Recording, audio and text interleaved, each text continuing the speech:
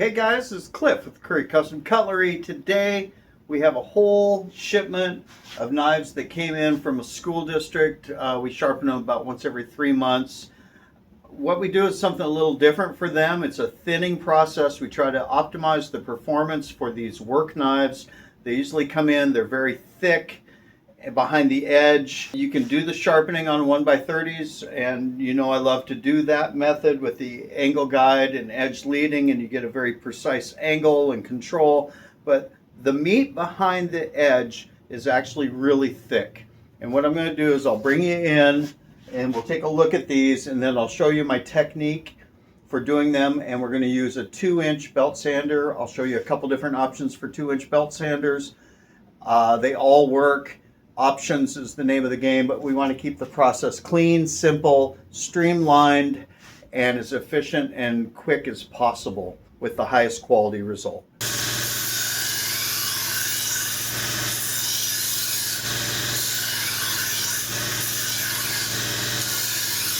still just going down and back, and I'm making quick, light passes.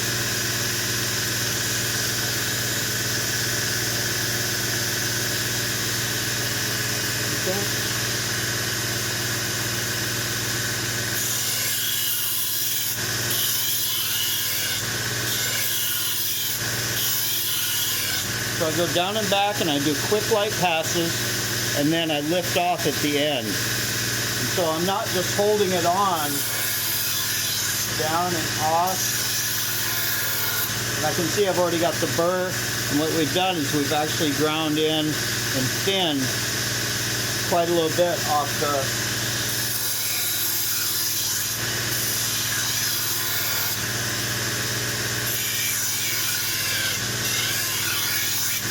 at that point, if you want to,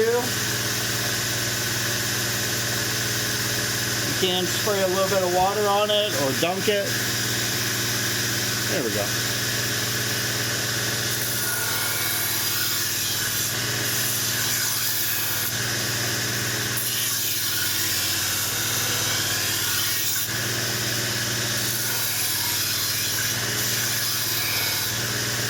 So once I've got that 1/4 inch or so and it's thinned down to about 3 to 5 degrees, then I'll take and I'll put it in the slack part.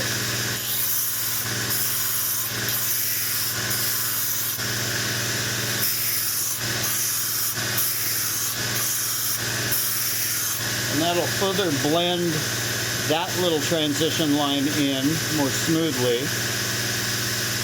And then the final thing I'll do is I'll come up over here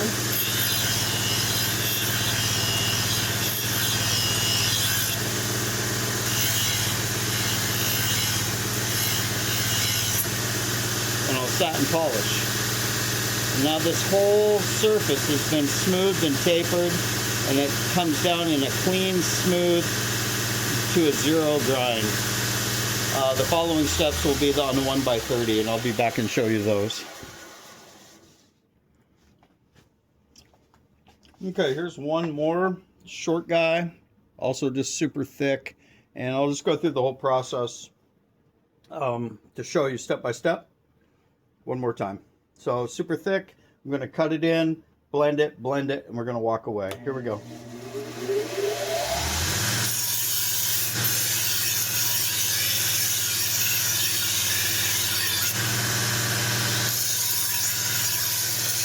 I like to alternate back and forth, so I'm not just grinding all the way over to one side and then all the way back. We already have a burr coming up. That's all we're really trying to do. And then this will blend it, round off the shoulder a little bit more, and then this will satin polish it. Can't light over here so you can see it.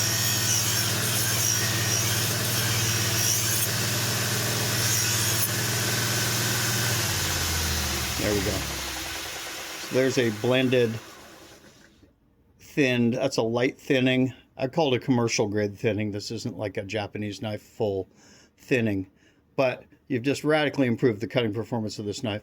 And then the next steps I will do, let's just bring you over.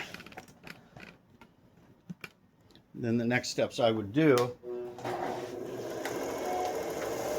is I will cut in the bevel, refine it, and strop it right here. First step is a P120, that's an A30. This is the new yellow felt belt with 3 micron diamond.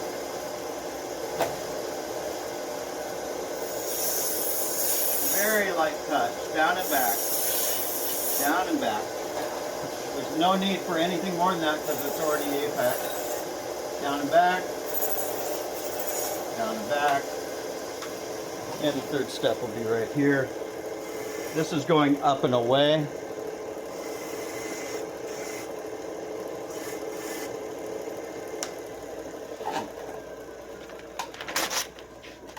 So now you have a thin knife, very sharp.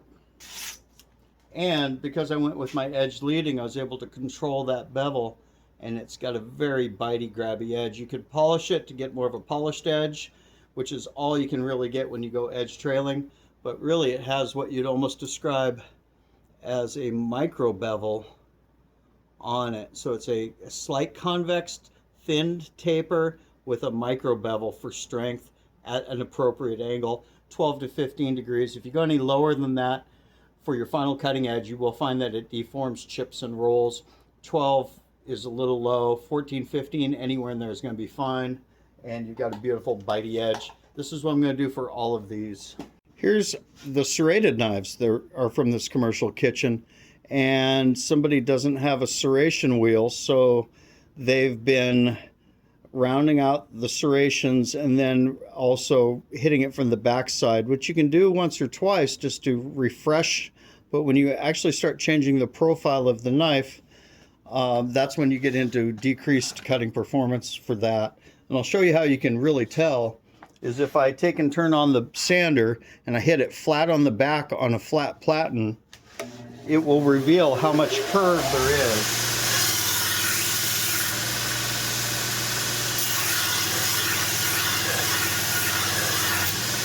Down, back, down, back, down, back. And there's the flat surface. And there, right up at the tips, that's where you can see that it's really, those are rounded over the other way. So we'll try and flatten them out.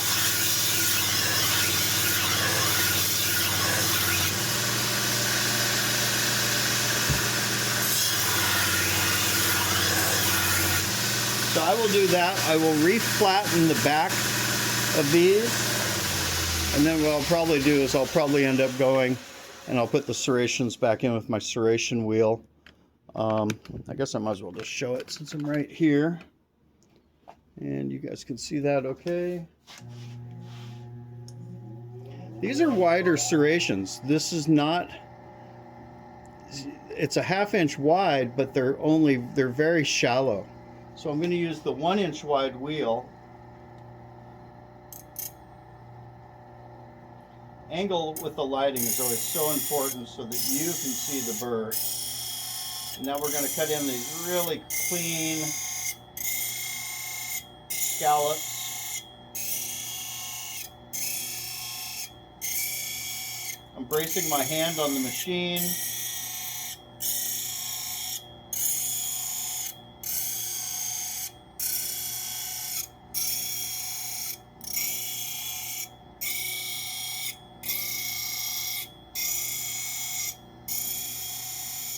And just that quickly now, I've actually got fresh scallops cut in, and the back of the knife is mostly flat. There's a couple little tips where it's still rounded out.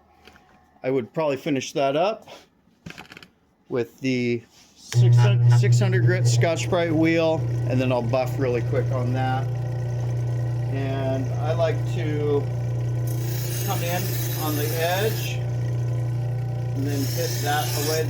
The wheel's going away. Right about there, you start to see the tin foil fly off. Get some compound, blue or white work great. Come in hard, and then very soft from the back for that final little kiss.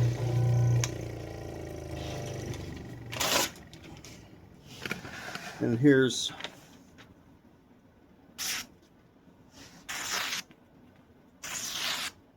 so there really is no super trick to it. With the right tools, it only takes a second, and we can give this back to the customer and they'll be really happy for sure. I appreciate you guys for watching. We'll be at the Wolf Show in the next week or so. We're preparing for the Western Sharpeners Roundup, which is coming up next April, which is not that far away. And we'll be teaching at the Wolf Show next week in Reno. If anybody's in the area, please stop on by. Down at the very far end, you'll see we got our brand new products. Those are 2x72 belts, all the Cubitrons, all the Trizacks. I think we have the largest selection of Cubitrons and Trizacks out there at this time. We have all the varieties. And if you need anything, diamond emulsions, serration wheels, Scotch-Brite wheels, any of the belts or anything, please go to shop.currycustomcutlery.com. I appreciate you guys and have a great day. Aloha.